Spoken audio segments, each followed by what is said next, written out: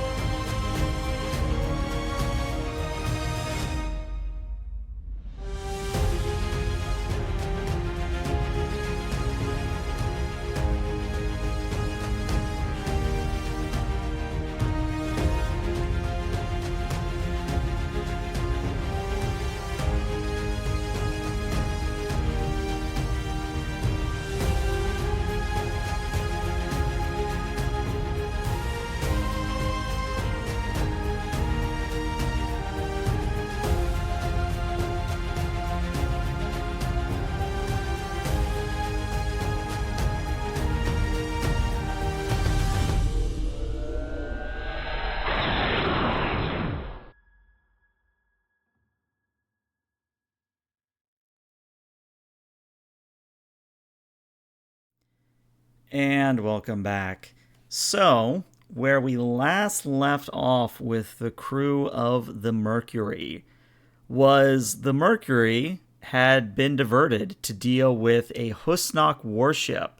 The Husnock being the enigmatic and very dangerous alien species that a certain Dowd in a certain episode of The Next Generation wiped out in a fit of rage because the Husnock killed his wife and he was mad and had Q-like powers, and grief fed back into itself, and every Husnock everywhere got wiped out, but not their technology and not their ships. So, when a Husnock warship showed up drifting towards the Tholian border, the Mercury was, of course, sent immediately to get rid of the problem. Now, through a series of, shall we say, unfortunate events, the crew was able to deal with the Husnock problem, but there was a catch. As you can see in chat there, we ended up getting double 20s on the sort of climactic roll of the night. And what ended up happening was the away team was almost thought to be lost for a few moments, where the Husnock warship was destroyed. There was silence from the away team, and then all of a sudden, there's the sound of a transporter, and the away team materialized on the bridge of the Mercury. But they weren't alone. They were accompanied by an individual who called themselves Lieutenant Commander Zeva, and she said, as her final words of season 1, that she was from the Temporal Integrity Commission and that you needed to talk with her.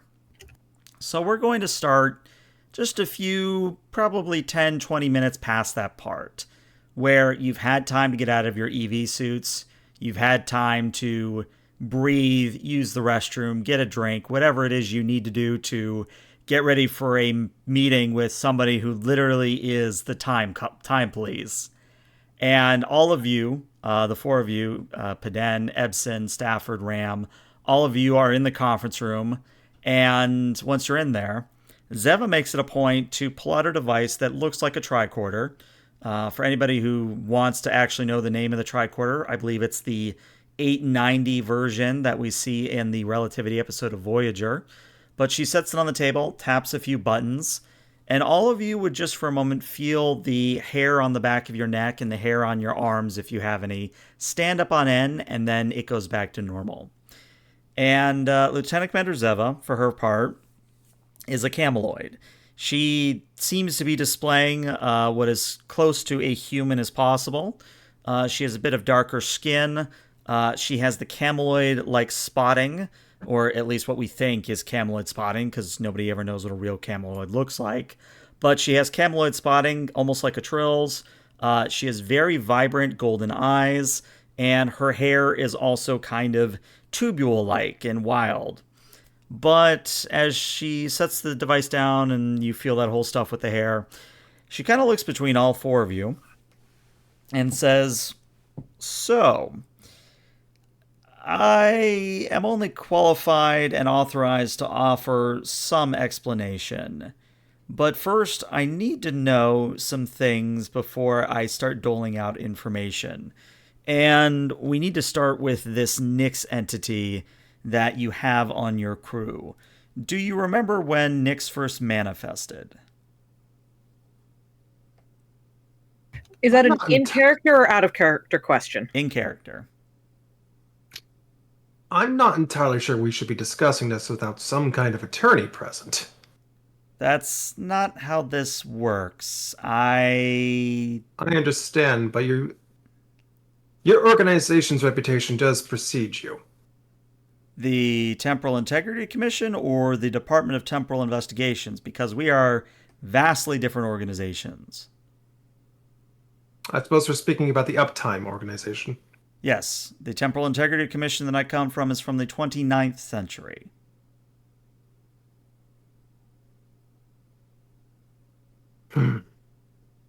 Stafford will be remaining quiet, just nervously looking around. Yeah. I suppose we are duty bound to assist. Nyx expressed themselves shortly after the transwarp drive came online. I see. And who was it that gave you the transwarp drive to begin with? Do you remember? Starfleet Command. No admiral names, nobody in particular? Was it just it was installed and... Perhaps I should explain. The entity that is, at least that you refer to as Nyx, is something that my crew, the crew of the U.S.S. Tidor, we have been tracking paracausal entities like this for some time. And we're trying to figure out, 1, how these entities got on to starships like the Mercury, 2, what it is that they're doing here, and 3, if there's any damage to the timeline from their sudden manifestation. So you're saying this is not a situation where you're able to look it up in your history archives? That is the funny thing, where entities like this that operate outside the normal cause and effect, hence paracausal, there's only so much that a temporal shielding can do. Now, the Tidor, my ship, is a pretty damn good time ship, and it has multiple layers of cascading and covering temporal shieldings. So we are one of the most temporally shielded and most defended vessels in the Milky Way, at least in the 29th century. So the fact that we caught this and our sister ships did not suggests that there is something that is different in my version of the timeline than what you're experiencing. And that's why I'm here. Yes, it was nice that I was able to save you from that Husnock warship, but I'm hoping that me saving you will let me help, well, you help me figure out what's going on. Stafford, you're an expert on temporal mechanics. Does any of this make sense? It does. Stafford's just going to be sweating bullets. The timeline isn't exactly set. It can shift and move and alter itself, especially in paracausal situations. The Terran Empire from the Mirror Universe, for instance, one could assume that it being a mirror universe, it makes it almost as if there was a singular timeline based on the technological equivalencies and historical equivalencies. There's also incidents where ships have met their temporal counterpart from alternate universes. It gets, for lack of a better term, wibbly-wobbly at times. But what they're saying is true. Ships from the future or even the past could, in theory, detect differences in the timeline based on their own internal historical records. Oh, nice to have that confirmed, since I got a C back in temporal mechanics back at the academy. And I think Zeva looks at you, Piden, and says, now, I don't know how it used to work when you went to the academy, but these days, when you go to the academy and you take temporal mechanics, you either show up and are given a grade because you already took the class, or you're told that you have to be here every day at 8 a.m. because you didn't show up for class. It's a fun way of messing with new recruits. Sir, permission to state that I hate time travel. Permission granted. I hate time travel. Agreed. Well, the good news is that I'm not really in the mood to go around erasing the timeline. I don't plan on changing what is quote-unquote canon for you. But like I said, I need to understand what Nyx is and what she has done. Nyx has operated as a yeoman on board this starship to the best of her ability. She's proved herself not to be a threat to anyone, and in fact has taken the Starfleet ethos to heart. I see. And has she ever exhibited strange abilities, strange powers, abilities that would be, again, for lack of a better term, paracausal?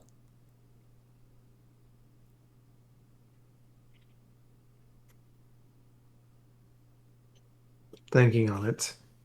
I'm debating whether or not Ebson's just going to blurt out something.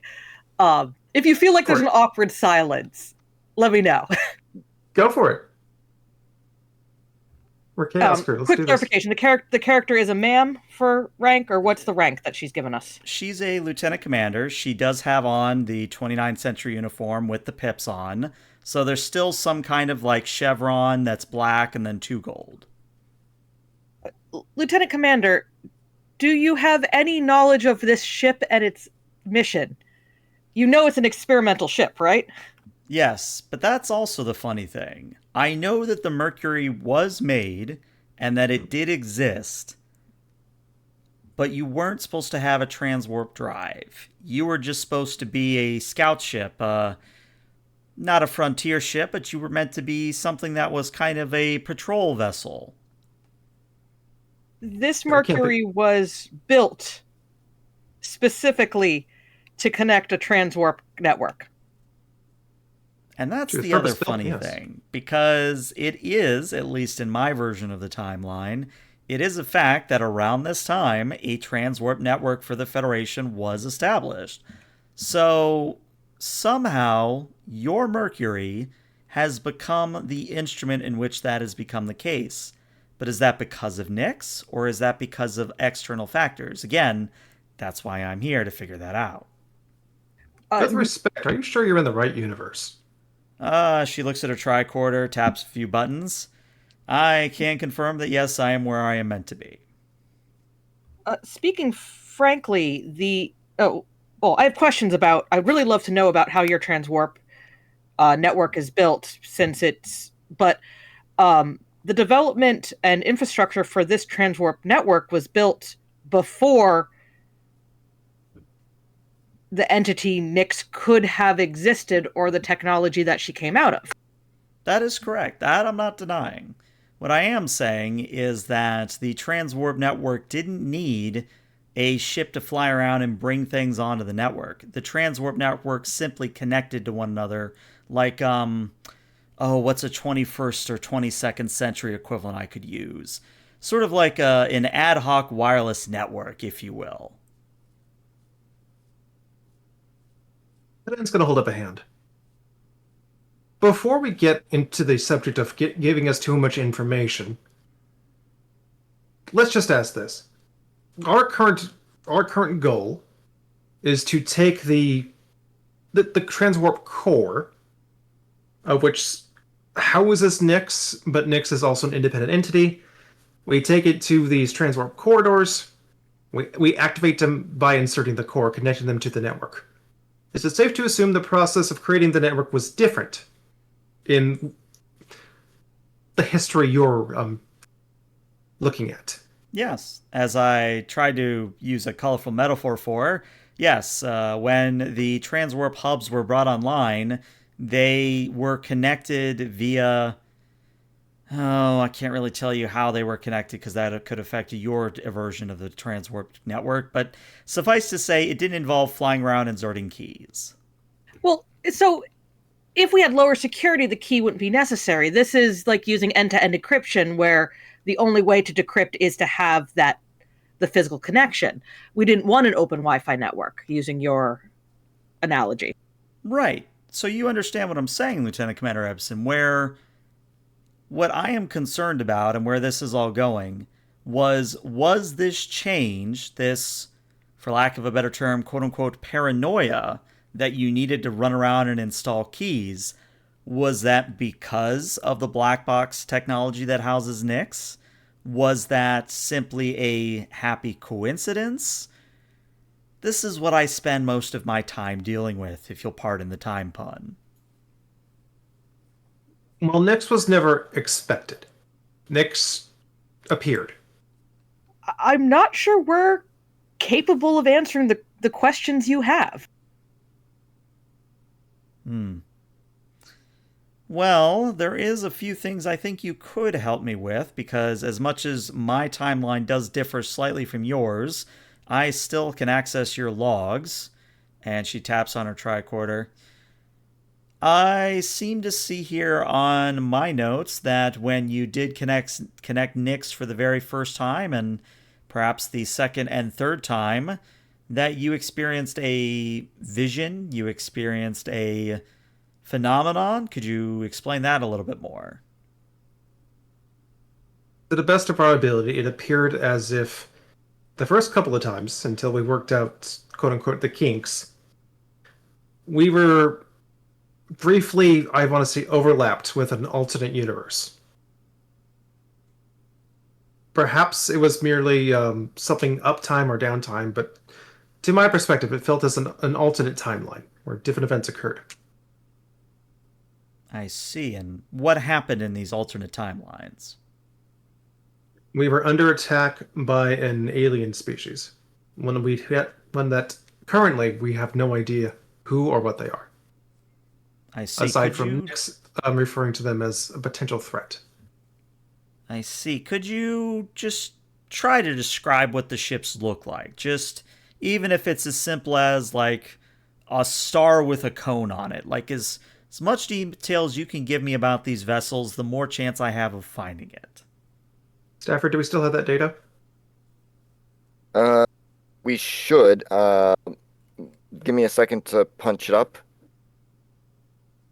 Would I need to make any rolls to find it in our database? Because I have an idea of what might be happening, but I just want to know if I can just pull it up. We're going to leave it to a roll because I think a roll is interesting here. But it's going to be an easy All right. roll. This is just a control in science. The ship will assist you with a computers in science. It's just a difficulty of 1. All right. Okay. I'll go ahead and make my roll, and then the ship can make theirs. So, Gonna give you a 6 threat just for the extra dice. No, I'm kidding. Well, that's already a good way to start season 2 with 3 successes. And Okay, well, nope. 3 Ship's not successes is feeling it. better than nothing. yeah, so that does get you 2 momentum. Yeah, you pull up the records, no problem. All right.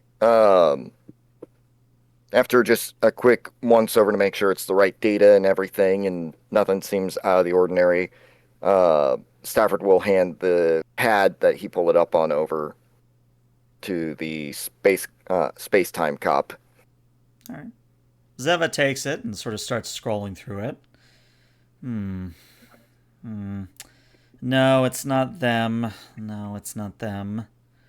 Well, congratulations. I have no idea who this alien species is, which is vaguely concerning, especially if your logs are correct that Nyx has described that these people are using her kind as weapons, using her kind as fuel, using her kind in general.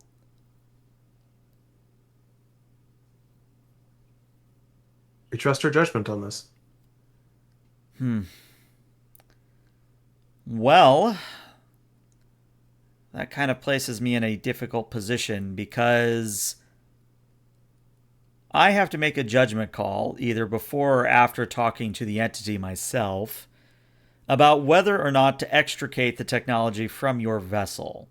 Since it is a black box technology and is potentially disrupting the timeline, and we have already seen some divergence from such, it means that...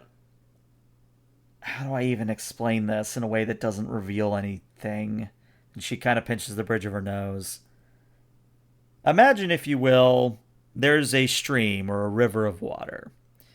And any external observer can see that the river winds and curves and maybe flows faster in certain parts. That is time in this analogy. What Nyx and what the black box technology has done, and it's not just here on the Mercury. There are other black box technologies that my ship is investigating, but I was sent here to deal with the Mercury. But what these black boxes have done have either accelerated the current in some spots or have created partial dams in the river of time.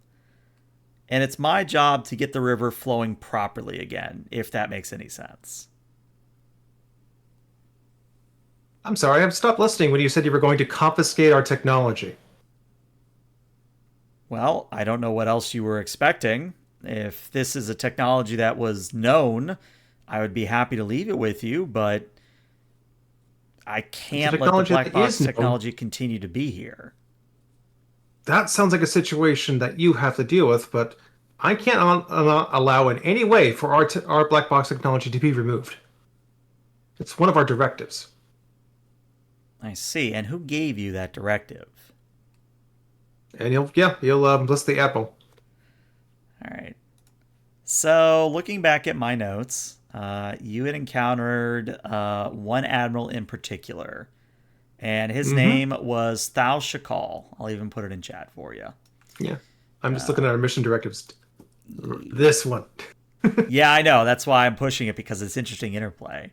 But that was the Fleet Admiral your interface was Fleet Admiral Tal Shakal. Yeah. So you list the Admiral, and Zeva sort of sighs and types on her tricorder a little bit and goes, well, now that is interesting. And she pauses for dramatic effect and also because she's reading. Until the Transwarp project began, there was no Fleet Admiral Tal Shakal.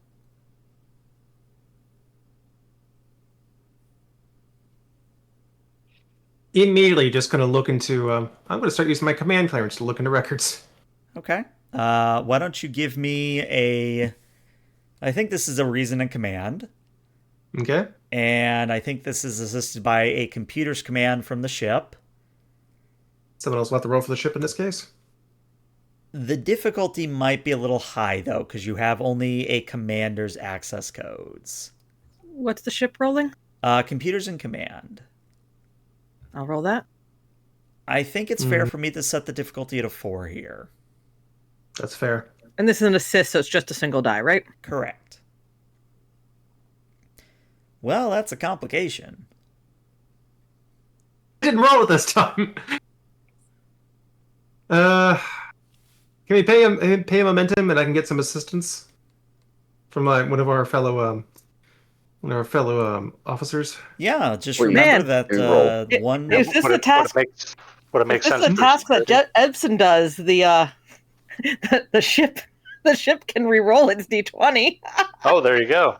Well, isn't the wording on your talent is you have to do the main roll? That's what I said. I said if this was a task that Ebsen was doing. Oh, Okay. I see. But no, Logger, you were saying. Yeah, I was going to say, I've been kind of wondering if this is time to put in play what I'm thinking of as the Rasmussen protocols. Remind me where that's going, because I'm drawing a blank. Berlingoff Rasmussen, max Headroom's character from Next Gen. Oh, wow, I'm that's starting to wonder if this is, this time cop seems to know certainly very little that would be coming from someone who's actually from the future, almost as though they might be from the past and trying to take our tech. You know what? Let's both look into this admiral who supposedly doesn't exist, and let's contact the department. All right, well, I also have good news. Chat did just give you a momentum, but they also did redeem a complication earlier. So I'm just going to take threat for that complication. That's fine. I'm also going to give you threat. How much threat? 3. 3. Okay. Because I got bold. All right. Okay, so yeah. Ram, do you want to give that assist roll? Yeah, so it sounds Sure, like well- Ram, if Ram is assisting, you would cost 1 momentum for Ram to assist. Ram, you would be doing a control and security on your part. Control and security. Yeah, what's up? While they're doing this, and if I have to make a roll and ask a question specifically for this, but can Ebsen use the Troy button to figure out get a sense if the character is being truthful?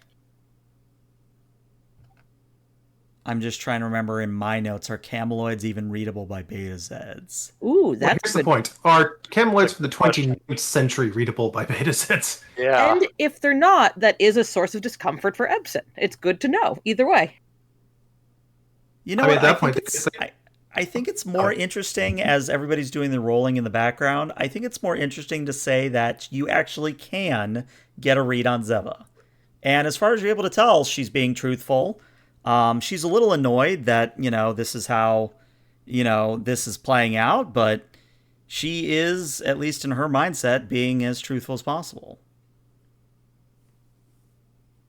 Just to check, would Starfleet protocol apply for a focus? It definitely would.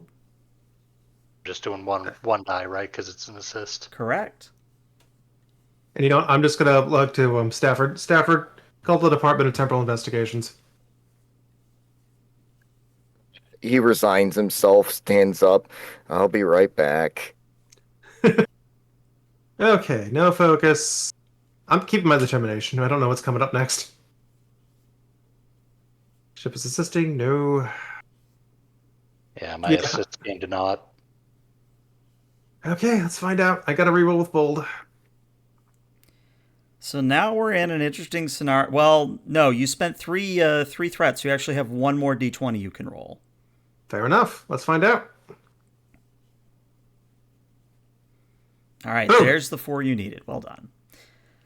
So, what I'm going to say is that when you check Thal Shakal's background, there is indeed an incongruity where, looking at it from a cursory glance, you would be like, yeah, this is a totally legitimate, fleet admiral, storied history, worked with the Department of Temporal Investigations, maybe worked on a project that sprung off of Voyager coming back home, that sort of thing.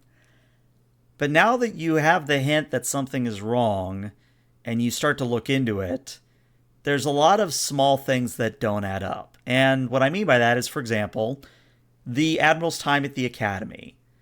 If the Admiral went to the Academy when he said he went to the Academy, or at least as far as his record indicates, he wouldn't have been promoted as quickly as he was. And if that's the case, and this starts to snowball, you're like, okay, where did he get his promotions at? And you start going to, let's say, the U.S.S. Thunderchild, for example, was his ensign posting, fresh out of the Academy. You go to the Thunderchild's records. The Thunderchild promoted him too quickly. And I'm not talking like a week or a month. I'm talking like multiple years too quickly.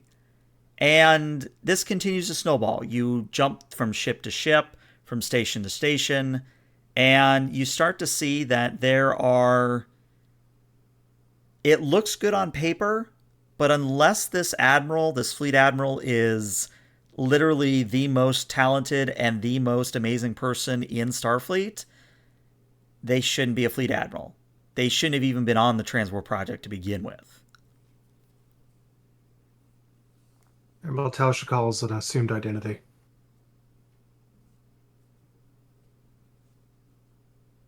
Now, for You just your said part, that Ram, real quick, since you're also coming at this from a security standpoint, the complication is going to be that Ram, as you're checking it from your end, you do see that when you get to like the third or fourth ship, you do see that a data packet is sent to an unknown source.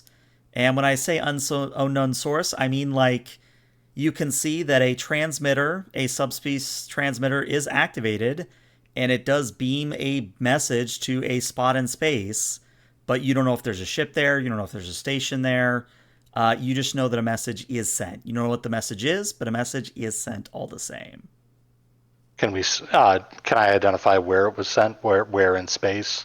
If you give me a very quick insight and con, and I suppose the Mercury can assist you with a computers and con. Difficulty of good. 3. She's good at this. Do you trust me to do the roll?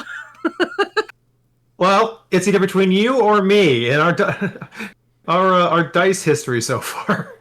Would security systems apply? They would. Okay, cool. Actually, for the GM, do you want to roll for the ship? Sure, I'll roll for the ship. All right, what are we rolling? Computers and con. Okay, I was already punched up. Just one roll? Yep.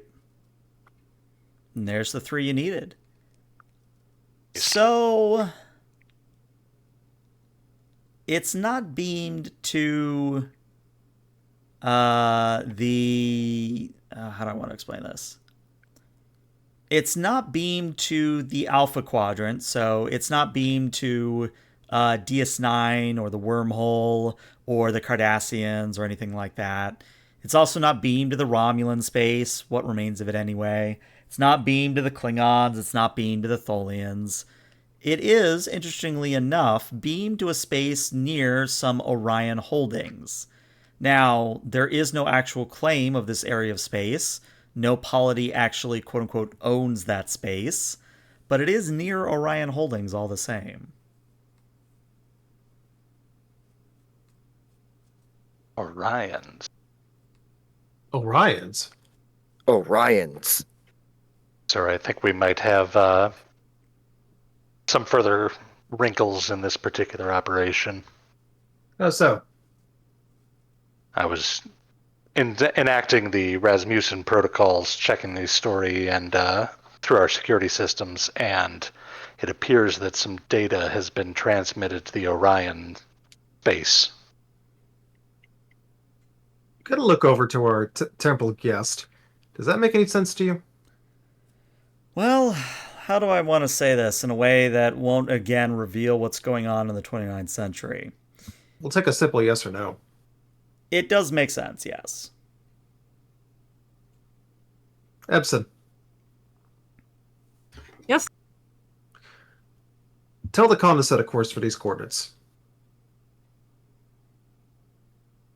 Appropriate beeping into pad.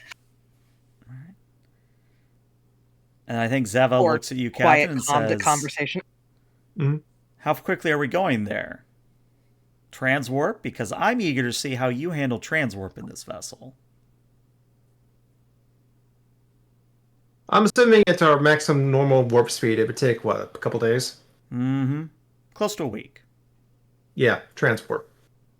All right. Permission permission to go pilot?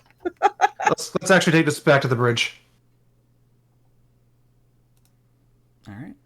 Sure, we have con, but Ebson likes flying this ship. Fair enough. Also, how are we looking this as is far definitely a more fraught / sketchy situation than normal. Fair enough. Haven't received a message back from Temporal Investigations yet. Well, that's a question for Stafford. What message did you send to the DTI? Uh, I'm assuming he was probably still in the same room, just off to the side, punching in stuff.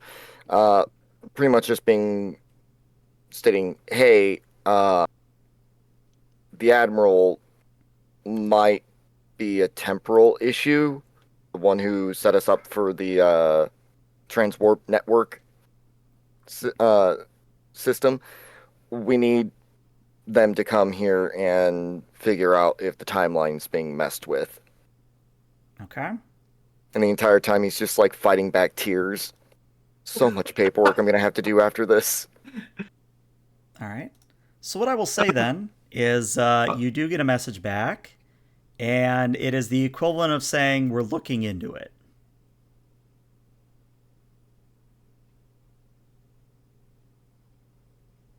Please hold. Now, they're not giving you an ETA. It's probably going to be a little bit. But they are indeed looking into it all the same. Do they at least recognize the temporal agent that we've encountered? They don't have any record of a Lieutenant Commander Zeva, but if she's upstream, the DTI wouldn't have knowledge of that. I think they would have knowledge of some. At least they would have knowledge of the temporal agents that Voyager encountered. They know of, God, what's his name? Axie something. Axiom, yeah, they know of him. But that's only because he kind of fucked up like 4 times. Also, because Voyager was Voyager. Yeah.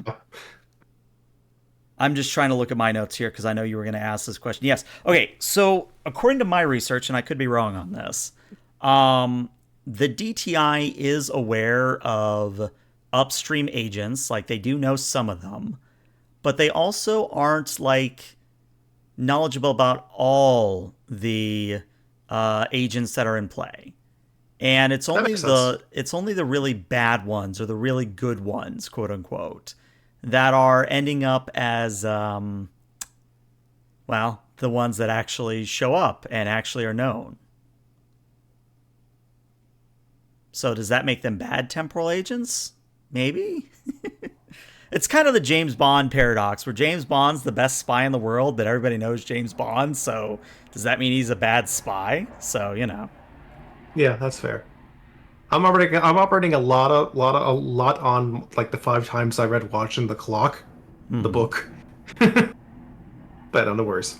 Actually, as we get to the bridge, Paden is going to turn to Zavra. Just to clear the air, this doesn't have anything to do with the Temple Cold War, does it? It's always entirely possible that it is, but no, I don't believe the temporal Cold War is in play at the moment. That will be a relief. Alright. Prepare Mercury for transwarp drive. Ebson, take us out. Alright, what am I rolling? Well, it's time for everybody's favorite roll, which could go bad very, very quickly, but that's half of the fun. So you are going to be rolling as soon as I find it in my notes again. That's right, it's in the technical manual.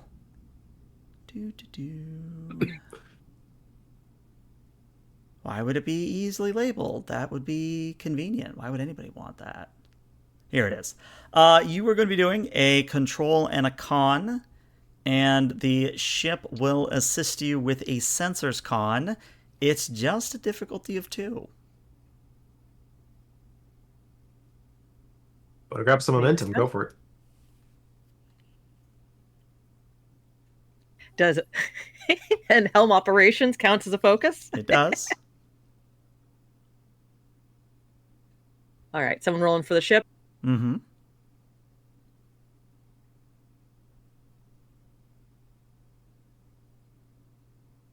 Oh, me. Right. Give me a second. I figured I shouldn't roll for myself. Ooh, I just realized I might be able to do it in this interface. Yeah, we'll test that out sometime. Okay, the ship only got an 18. She's not feeling it today. Yeah, the ship is just not there today. What was that was a sensors con? From the ship, yeah. Whenever I attempt a task assisted by the ship's computers or sensors, you may reroll 1 d20 in your pool or may allow the ship to reroll one of its d20s. So let's see how bad I roll. Yeah, and, and that may come into play. Yeah, that might come into play. Fair enough.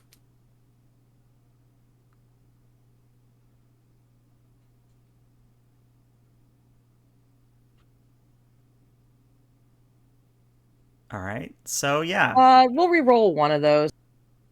Well, is it going to be you re-rolling the 17 or the ship re-rolling the 18? I'll re-roll mine. Yeah. All right. There we go. You now have 2 successes, which means you emerge just fine. So, the ship begins to gleam with green light, as we see in the introductory video. You dumped a transwarp and are in a transwarp corridor of your own making, because, again, you have that technology on this ship. And you're in it for about 10 to 15 minutes. Now, during that 10 to 15 minutes, Zeva is kind of just walking around the bridge, observing consoles, taking notes on her tricorder. And eventually she comes back to you, Paden, in your command chair and goes, well, the good news is I don't detect any other temporal or paracausal problems with your vessel. It's just the transwarp part of your vessel that's out of sync. Out of sync? Again, the whole black box problem. We've detected no such issues on our end. She sighs and rubs her temples. We went over this 10 minutes ago. I thought we were on the same page. And we're going to keep doing it. I mean, Paden has a science of 1. Fair. But no, he also doesn't trust everything that she's saying. Maybe sometimes he's trying to catch her in a slip. Also fair. Yeah. I mean, isn't ultimately gravity and time an equation? So anything that interacts with deep forces of gravity, such as black hole or a ship, someone trying to go back in time and find whales by using the sun. Ultimately, it's a method of bending time through use of gravity. Mm-hmm. I imagine it's a little bit funkier when you start adding subspace to the equation, but yeah. Yeah. Subspace always makes the equation far more difficult. As well as mass energy is part of the curvature of space-time. Mm-hmm. Yeah. All right. Well, as you debate that back and forth, you spend, again, about 10-15 minutes in transwarp, and then you pop out near the coordinates of where the red alert signal, the black box signal, whatever well, maybe not black box signal because that would get confusing. Where the Telltale program, the Telltale message, the hey, somebody's messing with this message was sent. And when you arrive, You all immediately begin, lighting up sensors, lighting up the area. And I now turn to either Ram or Stafford, probably Stafford in this instance. Stafford, you're going to be doing a reveal major action here. So this is going to be a reason science, and the ship will assist you with a sensors science. This is a difficulty of 3.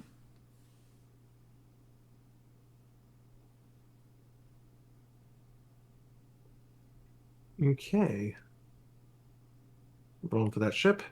Oh, hey. Hey, good stuff for the ship.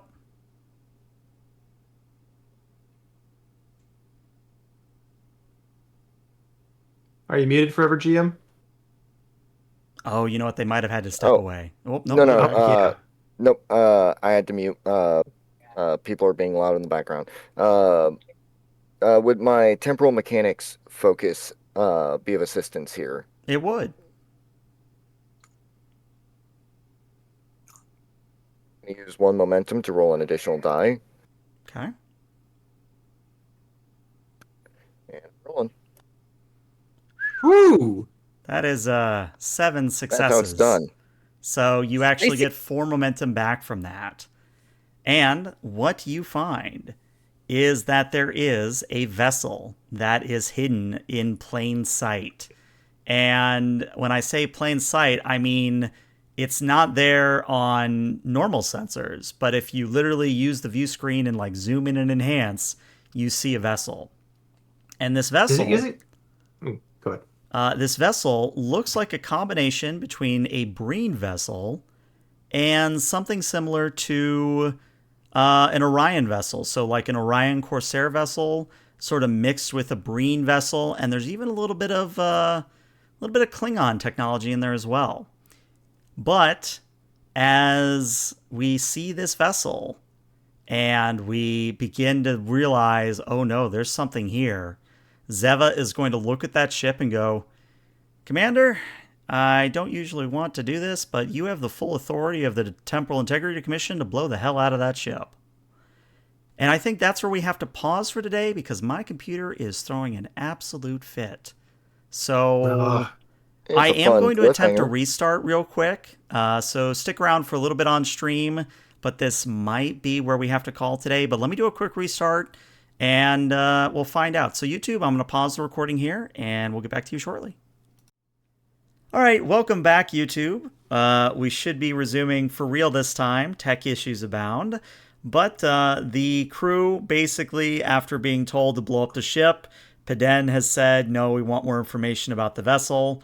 And we were turning to Stafford and to Ram to determine what they could about the amalgamation vessel that is sitting out in space right now. So, I'm going to say Stafford and Ram, you can assist one another on this for free. And that will also include a ship assist here. But it is going to be a higher difficulty. And what I'm going to say is that it, again, is a reason science or a reason security. And then you two can decide whether it's a sensor science or a sensor security for the Mercury. But this is going to be a difficulty of 5 here. Now, the good news is you do have 5 momentum. True. All right.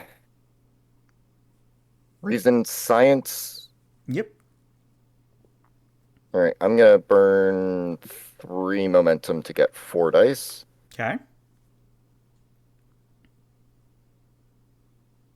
Do I have any focuses that might help? No, I don't think so. All right.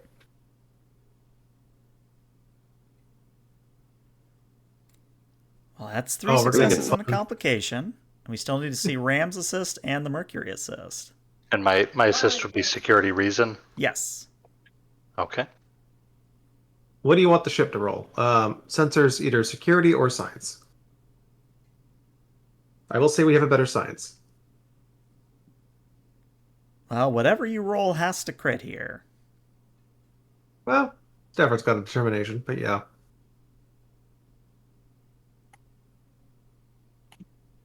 Okay. I can offer you a success with a complication, so it would be technically a success with 2 complications, unless Stafford has a way of re-rolling that 20. Well, determination, yes, but I mean besides determination. That is what I'm looking at right now.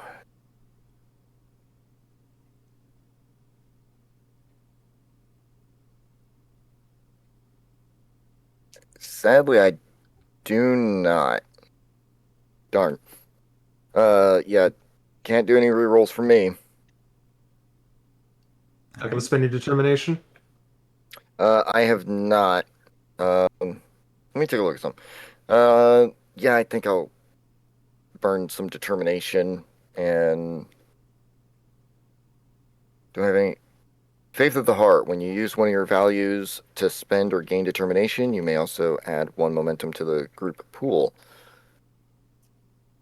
What would I use for my value, though? I cannot believe that as a talent for humans. Faith of the Heart, baby. They knew what they were doing. Yes. Adam is All right. wrong. Maybe I should do Starship is nothing without its crew. Okay. Only And thing you can reroll as many as you want. It doesn't have to be just the 20.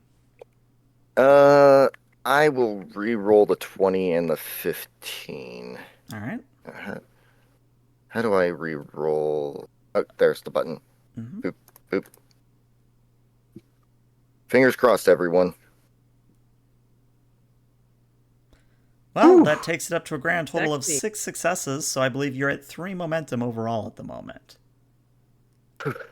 So, here's what you learn. The quote-unquote core of the vessel is 29th century Breen. The Orion parts are from the 26th century. And the Klingon parts are contemporary with your timeline, so 2395 thereabouts.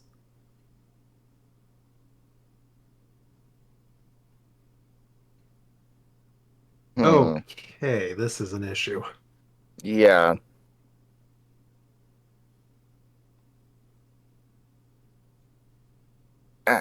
Thumb in my eye. Yeah, I'm gonna relay all that information to the team. Be like, yeah, that might be a problem. What should we do, Captain? Raise temporal shields. Now, this is where I have 13 threat. So I'm going to say, Ram, you push the button to raise temporal shields. And I have to spend, I think it's actually, yeah, it's 4 threat I have to spend to do it. But I'm actually going to create the negative scene trait, which I'll add to the scene here. The negative scene trait as temporal jamming. And I'm going to start at a raise of 2. Now what this means is that the strange unknown vessel out there is jamming your temporal technology, which means your temporal shields do not work. Zeva cannot communicate with her ship or transport away. And if there was anything that involved chronotons or anything that involved, time-based shenanigans, the Mercury can't do it at the moment until you break through that jamming. And chat just redeemed both a good and evil, so we're going to go up to 4 momentum and 11 threat. Thanks, chat. Love you, chat.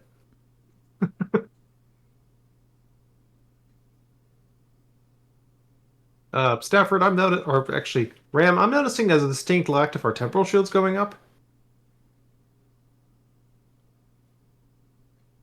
Yes, there seems to be something blocking our systems.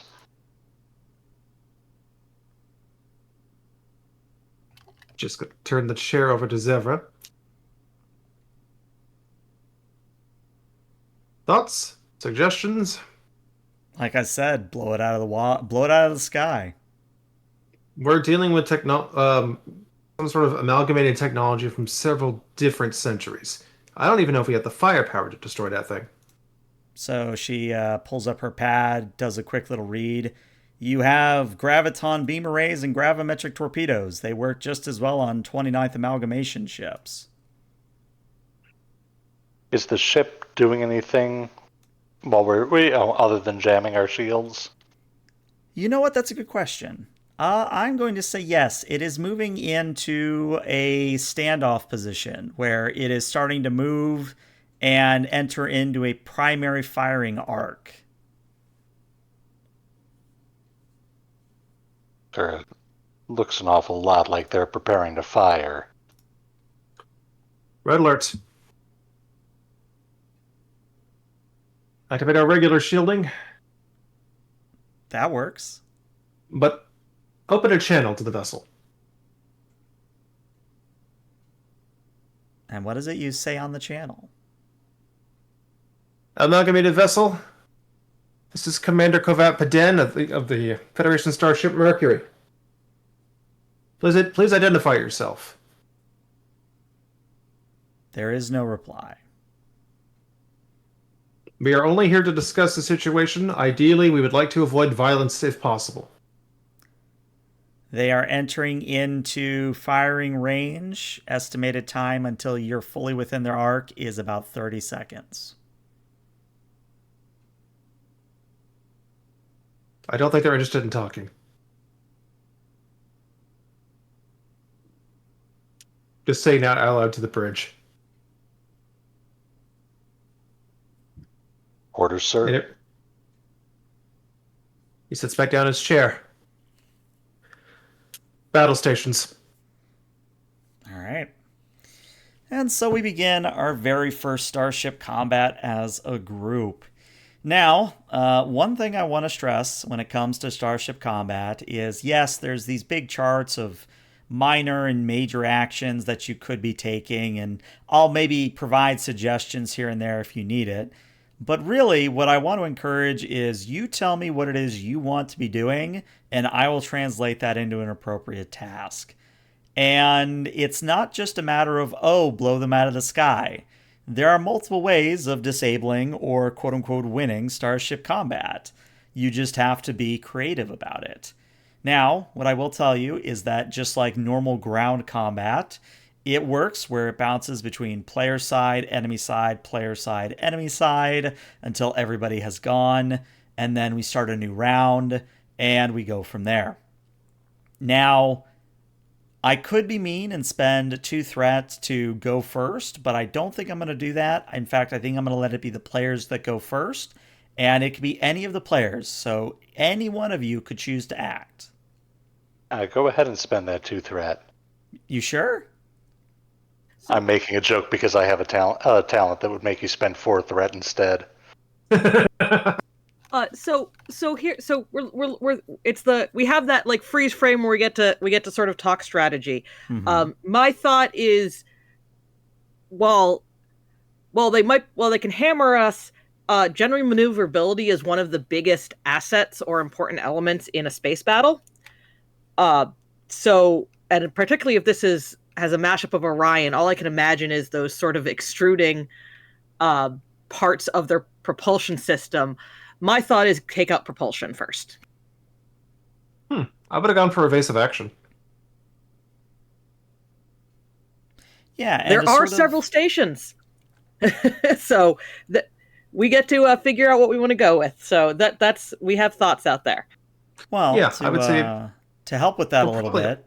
So if you were to do an evasive action, there is an actual task involved, and it was if you succeed on this task, it is something where attacks against you become +1 more difficult, but it also makes attacks you make +1 more difficult.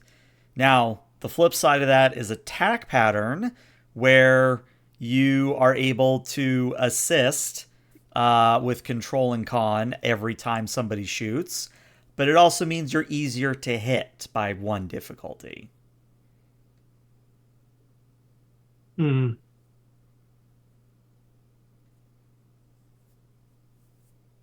mean, we don't know what weapons technology they're currently wielding, right? Other than some kind of temporal jamming, you have no idea. I'm thinking either we try to use our speed to our advantage. We're probably faster than them at sublight. Or maybe we try to get an idea of what we're dealing with, try to get an idea of their weapons, see if we could defend against it. Maybe by rotating our shield frequencies or something. Basically try to tease them into exposing themselves? Yeah.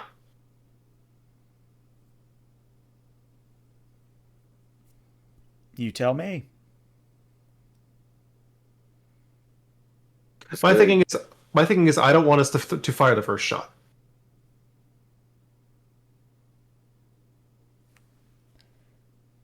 But that's me. What is everybody else thinking? As good a plan as any. So evasion, see if they give us a good attack of opportunity. If they don't, but they start firing, go for propulsion. Yeah. Like they're gonna start firing. We're hoping we can take the hit. At the very least, if they start firing at us, we'll know what they're bringing to bear. All right.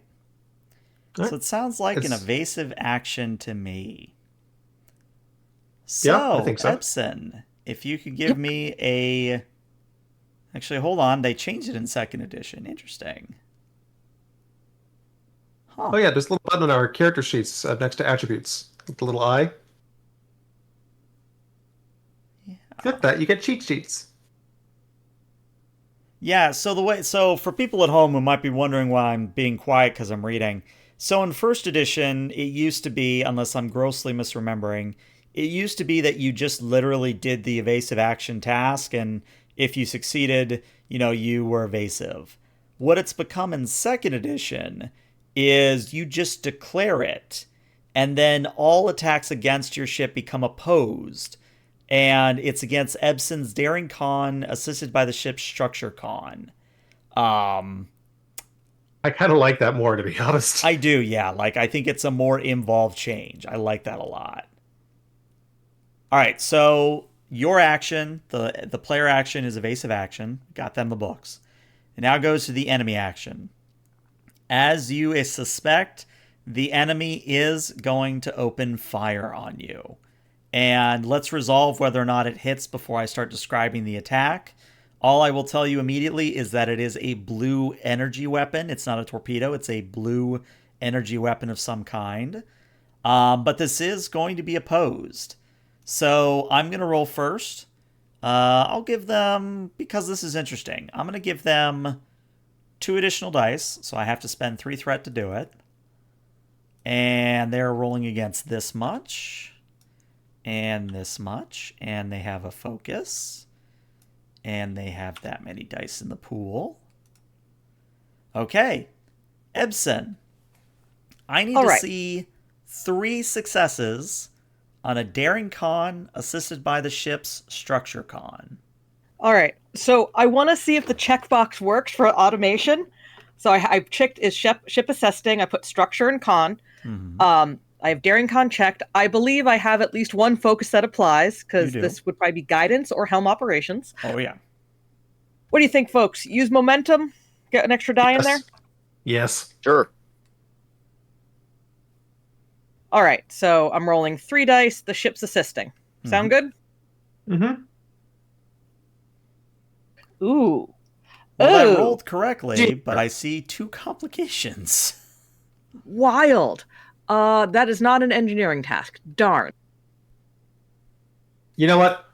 Take my determination. Reroll that 20. The ship doesn't count as an ally, does it? Okay, you want me to reroll the 20? Well, Nyx does. Nyx down. Yes. So, yeah, reroll your 20, but I think the ship's 20 is stuck.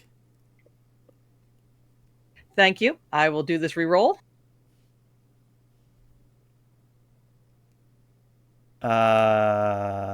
Did it really? What?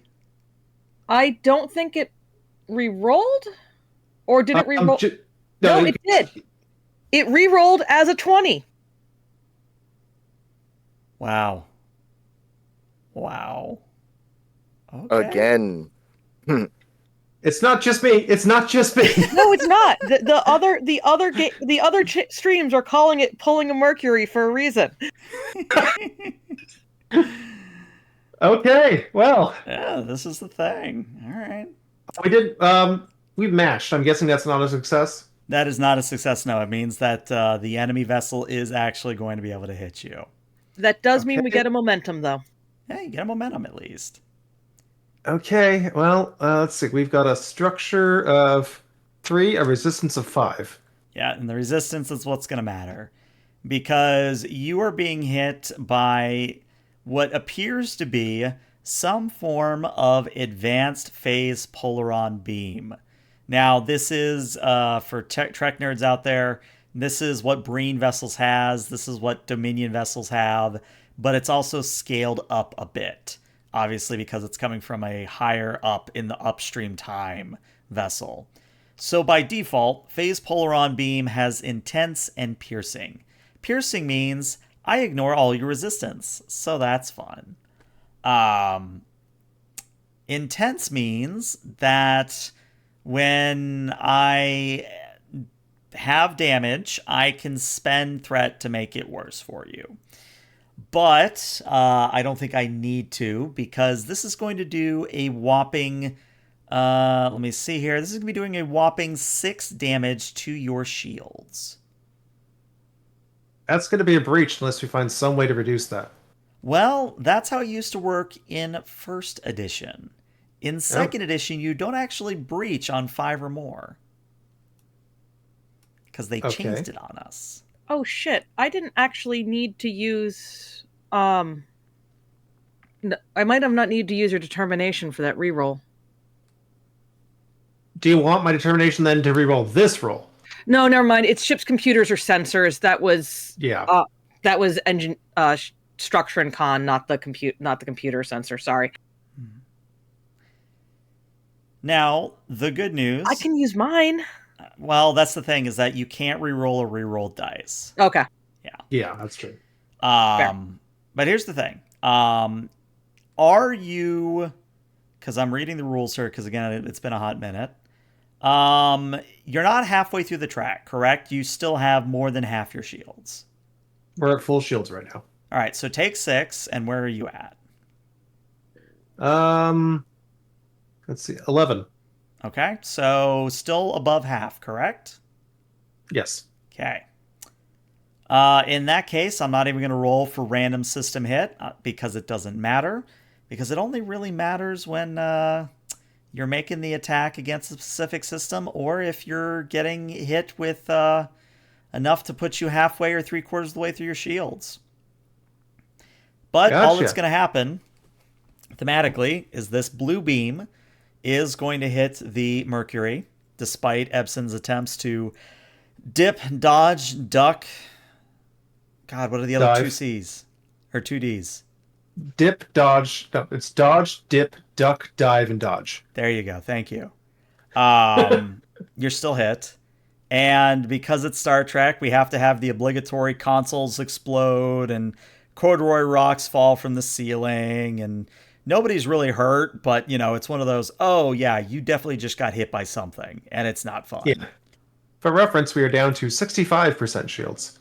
All right. So it took off a third of your shields in one shot. Yeah. Now, the good news is that it is the player's turn again.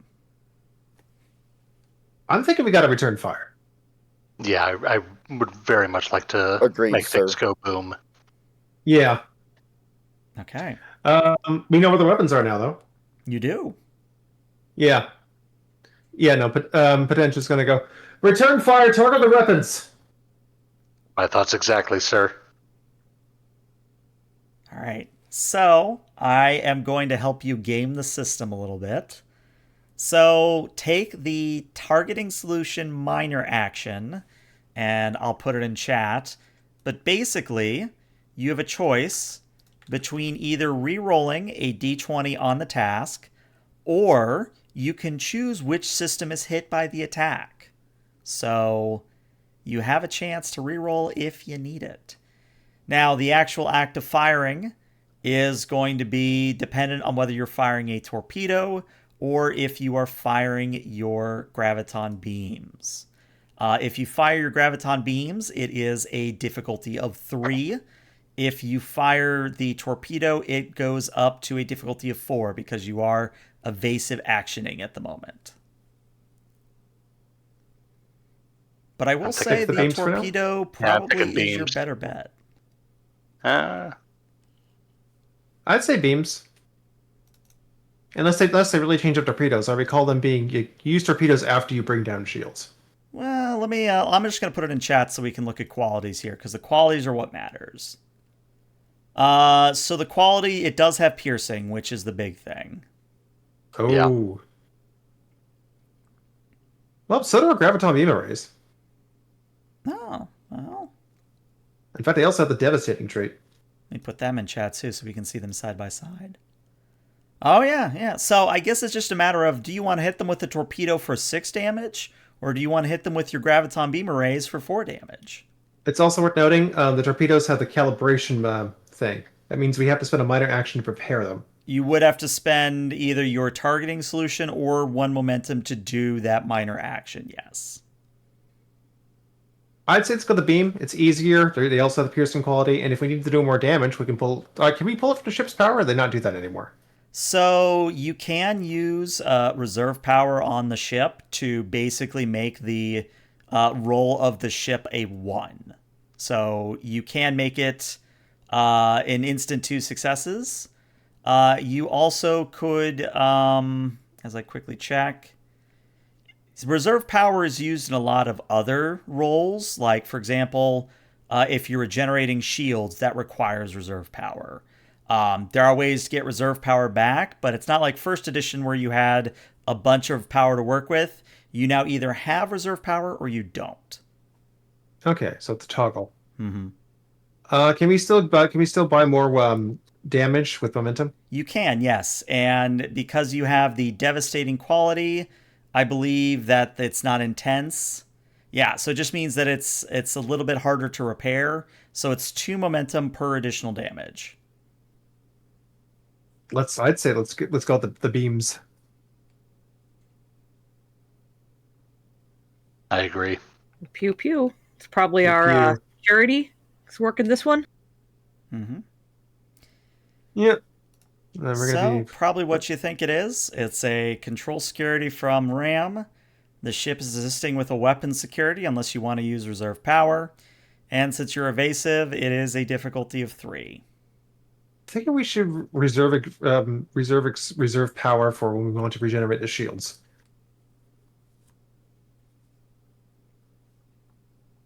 I'm That's assuming just me. security system applies. Oh, yeah. Would it be okay for me to use 1 momentum for an extra die? Go for it. Doing it. And complication range default. Default. Mm-hmm. All right, 3 dice. Let's fly it. And here's the ship gets. Oh, my lord. Oh, come on. All right. Well, do you have like cautious? Well, here's the thing. Because you took the targeting solution. Okay, now here's where I have to make a judgment call. Because it says either reroll a d20 on the task. It doesn't specify if it's your d20 or the ship's d20. I think letter of the law, it says either reroll a d20. It doesn't say yours. So you could reroll the ship's d20. But it would mean that you're not hitting the system you want. You would have to roll randomly to see which system got hit. I know what I would pick. What about everybody else? Let's re-roll that 20. All right. Okay. Hit it's better than missing. Here we go. Okay, it's not a complication. We'll take it.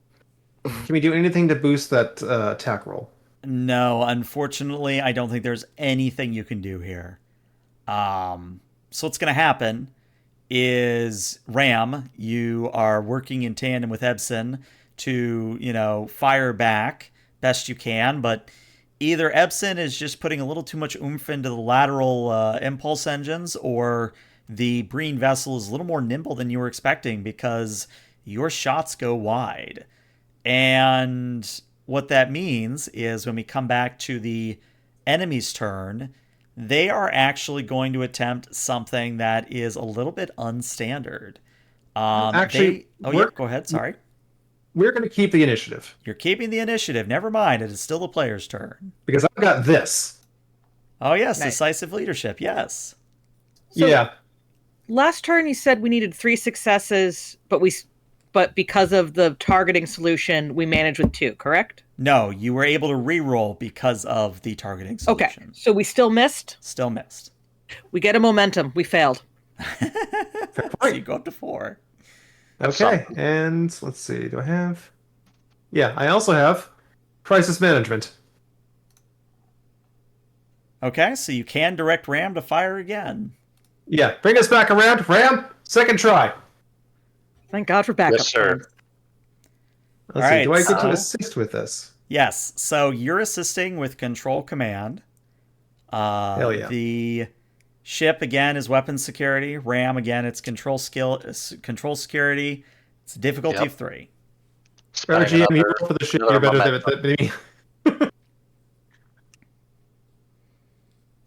Okay. Okay. Hey. Now we don't want to see 20s. Please, no 20s. Let's see. I have strategy tactics as a focus. Yep. Okay, that's a momentum back. Remember, GM, you want to roll for the ship? Did you step Yeah, away? I can. Oh, there you go. I'm just getting real nervous. All right. What was the systems and department? Weapons security. All right. Pew pews. Only 1 die. We're using a focus, yes? Oh yeah, it's the ship. It always has a focus. Just double checking. Okay. Apparently the ship can really, when it really wants to, it can hit things. All right. It just doesn't want to very often. Yeah, it just We've it's never very used the temperamental. weapons before outside of testing. Yeah. All right. Well, the good news is that you are able to hit them for your full 4 damage. But now, since you don't have the benefit of targeting solution, because it was a direct action, Ram, you now have to roll me a d20. Just /roll space 1d20 in chat, and I'll let you know what system you actually end up hitting. Do we want to do extra damage, too? I feel like we do. Well, it might help to know what you're hitting before you add the things. Fair enough.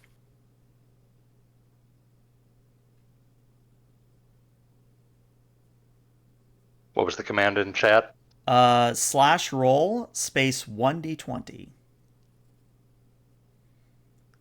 Okay. You have hit their communications array. Would you like to add more damage, or you just want it to be 4 damage? Well, we ignore the resistance. Mm-hmm. I mean, it's up to you. I'm not sure that I care about their comm as much.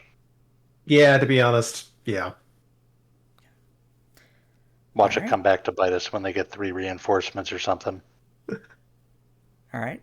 So, narratively, you swing the ship back around. Ram, you concentrate a little bit more. You get a good firing solution, and you hit the Breen core of the vessel 3 times, but you miss the weapon emplacements and you miss the engines. In fact, according to your scans, you've hit the communication arrays. They're still working somewhat, but you didn't disable it either. Which means now, because you can't retain the initiative again, it is the enemy's turn. And the enemy is going to do still the very weird thing that it normally wouldn't do in Starship Combat. It is going to attempt to lock onto you with a tractor beam. So this is still an opposed task. So Ebson, you are still rolling your opposed Daring Con and the ship Structure Con.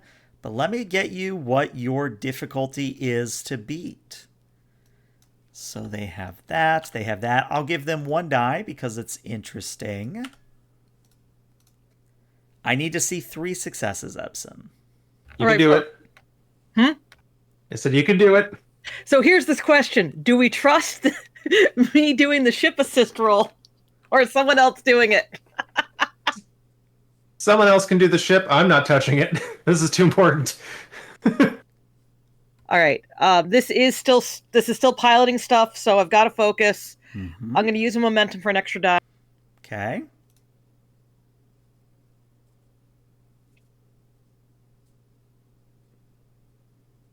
I'm hearing quiet on someone else rolling the ship, so I'll roll it. Ah, shoot. Okay, I didn't hit that right, but that's 2. Right. And what's the ship roll for this? Structure con. Oh, hey, there's your 3. There's your 3. So you are able to roll the ship out of the way as a tractor beam attempts to lock on and lock you in place. But they miss you completely. It just whiffs by you. The beam just sort of goes whoomp right past you. And it is now the player's turn again. Now, by my reckoning, I think it is Ebsen who hasn't taken an action here. No, Epson started. Yeah, I start with Oh, evasion. not Ebsen. Sorry, Stafford. Yeah. How do you all feel about scanning for a weakness? I'm for it. Is there any way we can get like some way to scan and like reinforce our shields? Ooh. So Well, actually, no, it wouldn't matter. Can we do something to prevent them from using piercing? I would say you would have to create a trait here in order for that to be effective. Now, creating a trait would involve, in this instance, a daring and either science or security or engineering. And the ship would assist you probably with a structure and engineering or structure security. But it would be a difficulty of 2 to create the trait that you might have a little bit protection from their piercing. All right. I'll do that. Daring science. Okay. Then the ship assist will be a structure science. Structure science. Try and set up a modulating frequency to reduce incoming damage. Okay. All right. It's either that or we pull out that trick War Fused in the Dominion War. Oh. Already got the 2 successes, so hopefully yes. All right, got you get a momentum back as well. So I'm going to add a new trait to the scene. We're going to call it piercing negation, or I'm going to call it partial negation. Partial negation. So like what, half of our at 1. Half of our resistance supplies? Yeah, it's going to half it. So you will still have half of your resistance. So I think you're only going to be taking 3 damage. Oh, 3. Okay. Yeah, because they did 6. So yeah, so they'll only do 3 to you if they hit you again. Okay. Right. Very nice job. So the enemy is going to be attempting their own. Yeah, I think it's pretty fair to say that they would be doing their own scan for weakness here. So there's nothing that really needs to happen on your guys' side. It's purely a me roll. So let me just roll that real quick. There's ship assists. I get a threat back. And yeah, you are all able to tell that they have locked on, not onto your weapons, not onto your engines, but specifically your life support systems. They have locked on to life support. Oh, they're trying to kill us. Uh-huh. All right. Yeah, let's blow them out of the water. Yeah. Now, that is everybody has gone, which means we start a new round. And normally what's supposed to happen is because the players started round 1, the enemies are supposed to start round 2. But it would be a threat spend on my part to do that because they just went. So how much do I have to pay Ram for them to go again? It's 2 extra threat if they're going to go first. All right, 4 threat. I'll do it. Make that talent useful. I'll spend the 4 threat.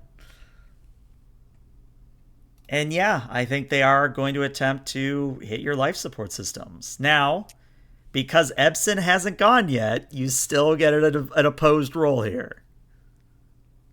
So let me roll them first. But then I think Epson has to go first again for us to keep it. Correct. Okay. All right, I'm going to spend 1 threat to give them another die because it's interesting. Oh, no. Oh, no. Ebson, I need to see 7 successes or you're getting hit here. So I think this is a time where I buy 3 dice. Okay. Take what you need. Take whatever you need. Take it all if you need. Do you allow the mixed buy? Oh, yeah, mixed buy is totally valid. So that would be because it's 6 meta currency to buy 3 dice, right? Correct. Do you want to space it out? Maybe do like Oh wait, I have my determination. You do, which will start you with 2 free successes. What do you think? Use the determination for this or save it for an attack? use determination for this and buy all the dice you need. Absolutely. Yeah. But if you could maybe like leave us 2 momentum. Okay. Spend the rest with threat. So I'm using determination. Oh, I have to think of which value this would be. And I guess this comes around because of tricky flying, probably the making your own solution. Because I'm not really... I don't want to have to fix something that's broken. Mhm. Yeah, you're cataloging all the damage you're going to have to fix after this. Yeah, this is like this is this is like against several of my values. It doesn't really, or not completely against the value, but like I don't want it. If it breaks, you can always fix it. Does not count. Good leaders get their hands dirty. No, I'm trying to save people. Machines are easier to read. No, doesn't fit. So I think this is making your own solution. Mm-hmm. So determination means I have. So that gives me 2 successes there. Also, keep in mind, if none of your personal values applies, we always have the mission directives we can call on. Fair enough. I don't remember what those are. Yeah, they're on our ship sheet. Mm-hmm. Yeah, 1 second. So are you still doing a for the beans roll where you're doing 3 momentum, 3 threat for 5 dice total? Yeah, if we do it that way, that leaves 2 threat for people. So yeah, let's do it. Yeah.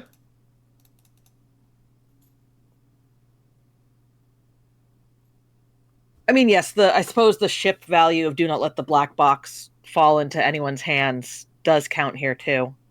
Oh yeah. All right, yeah, we'll use the directive for this one. Okay. I think that is more fitting because mine, sure, the sometimes engineering solutions does kind of fit, but not really. That's stretching it. I have a focus. I am buying 3 dice. So you're at 5 dice total. Mm-hmm. The ship is assisting with Structure Con. Mm-hmm.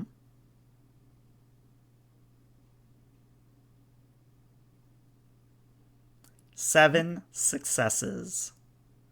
You actually get a momentum back for your trouble. So again, my God. They open fire, going for a kill shot, and Ebson rolls the ship out of the way just in the nick of time. And the shot goes wide. And Zeva, for her part, says, "Now do you understand why I said to blow them out of the sky? Because they're definitely going to be blowing us out of the sky unless you do something."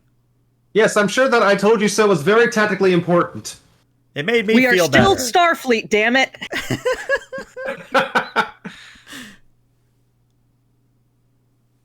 But yes, it Okay. is now the player's turn. I'm gonna I was recommend you also for Metal definitely Ethics. dancing Goddamn. when I rolled those 7 successes. I say you got to go again. Yeah. So continuing the evasive.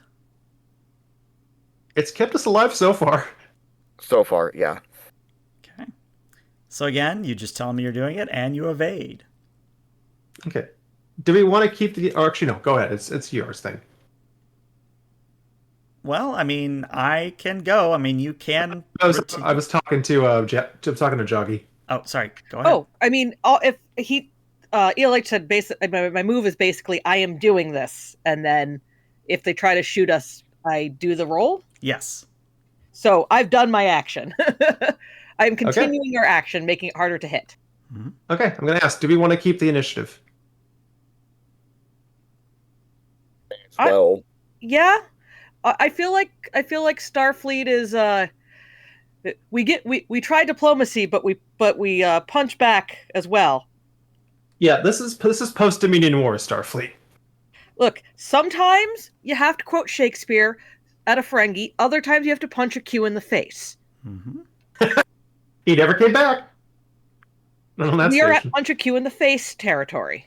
Absolutely. Let's punch a Q in the face. Decisive leadership. All right. And I'm guessing Ram is pew-pewing. Pew pew, Ram. Absolutely. Although I do have to mention, you do need to be careful about quoting Shakespeare to Q. That's never the twain shall meet there. Do we want to go Look. torpedoes? Oh, do we want to go torpedo spread? So torpedo spread would raise your difficulty to a 4, but I'm trying to confirm the spread effect here because it's been a hot minute since I've done it in 2nd edition. Yeah, do we have to give threat? You do have to give me at least 1 threat to fire torpedoes, but I'm trying to find the wording about if spread is still 3.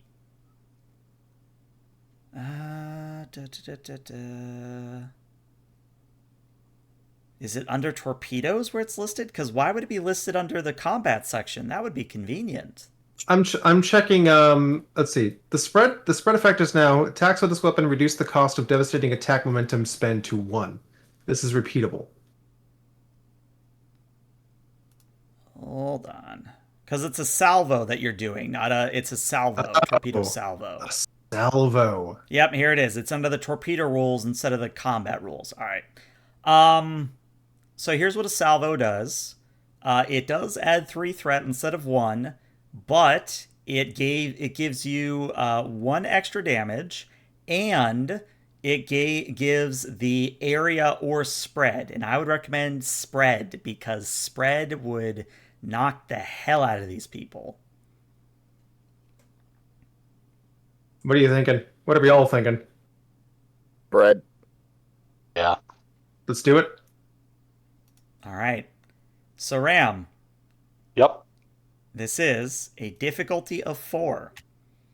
It is a control and a security. The ship is assisting with a weapons security. Good luck.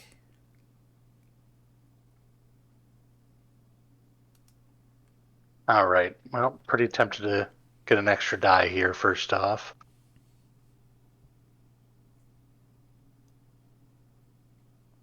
Fortunately, control and security is one of my better rolls. I am a Viking there. Mm-hmm. I don't think I need. I'm feeling confident enough. I don't think I'll need the determination, but I can always use it to re-roll if need be. Okay. So let's see what the And ship the rolls. ship- Right, give me a sec. Weapons, security. She's not the best at this. Yeah. Okay. So Ram, since it is a difficulty of 4, your Hail Mary play is to re-roll that 19 and get a crit.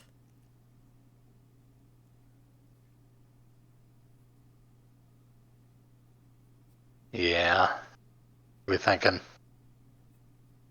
We're investing a lot into this. It's up to you. Now, to be clear, you don't have to just re-roll the 19. If you wanted to really crit fish, you could re-roll that entire pool and hope you get more crits.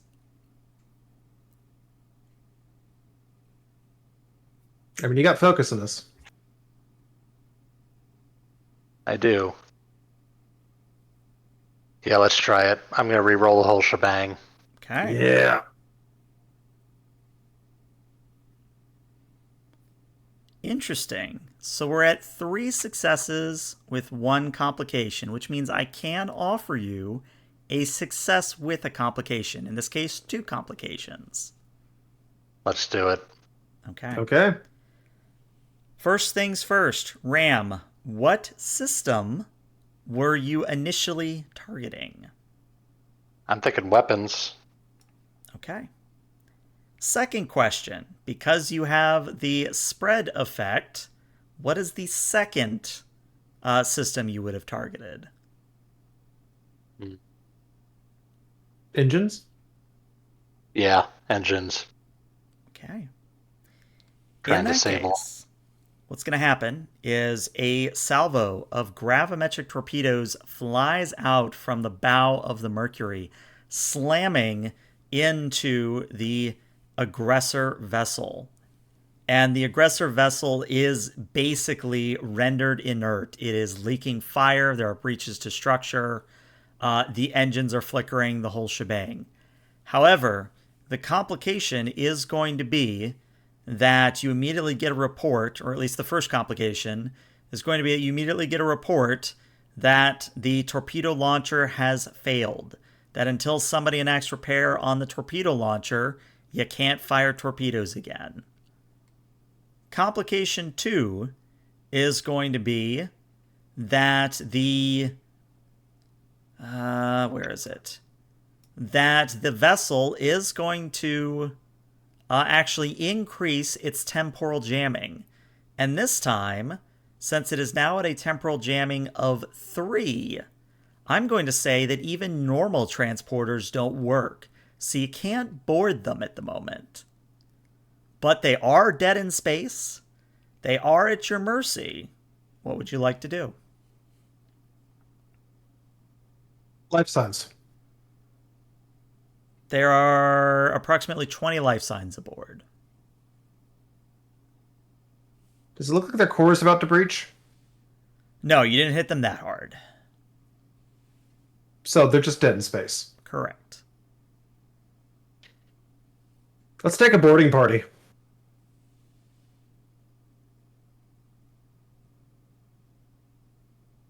And What does everybody else say? I'm game. If we can save them, we'll at least be able to get answers, right? Mm-hmm. At least something. We just need to be sure they don't try to take off with us on their ship.